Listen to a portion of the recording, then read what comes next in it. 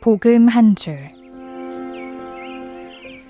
하나님의 사랑이 우리에게 이렇게 나타난 바 되었으니 하나님이 자기의 독생자를 세상에 보내심은 저로 말미암아 우리를 살리려 하심이니라. 요한일서 4장 9절의 말씀입니다.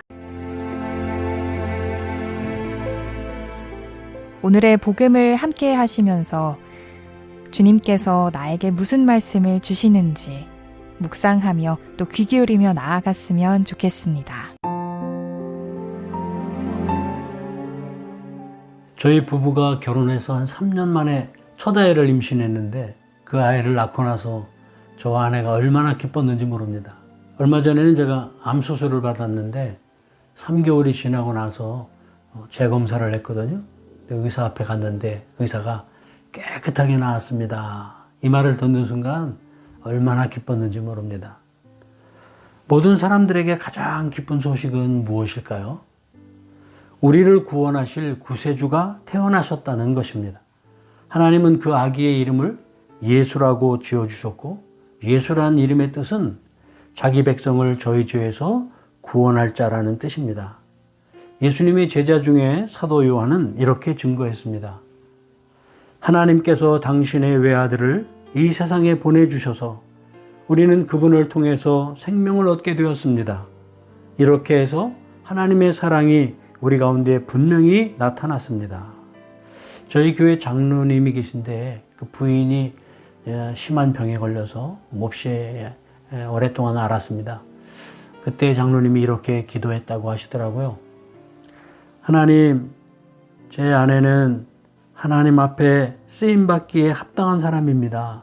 저는 아내에 비하면 형편없이 모자라는 사람이니 나를 대신 데려가시고 아내를 고쳐주셔서 하나님의 선한 일을 위해 살게 해주세요.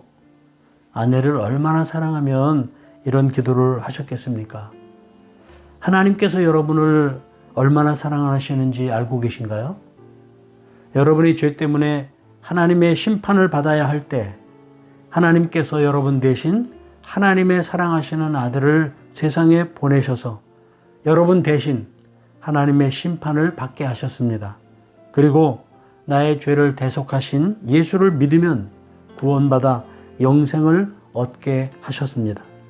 하나님이 이렇게 우리를 사랑하십니다. 세상 사람들은 죽으면 끝이라고 말하죠. 단순한 물질로 보기 때문에 그렇습니다. 또 어떤 사람들은 사람은 죽어서 다른 생물로 환생을 거듭한다고 말합니다.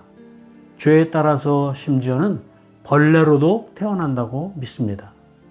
그러나 성경은 모든 사람은 죄인이며 누구나 반드시 죽습니다. 그리고 죽은 후에 죄에 대한 하나님의 심판이 있다고 말합니다. 여러분은 하나님의 심판에서 구원받을 준비가 되셨나요? 누구든지 내가 죄인임을 인정하고 하나님께 용서를 구해야 합니다.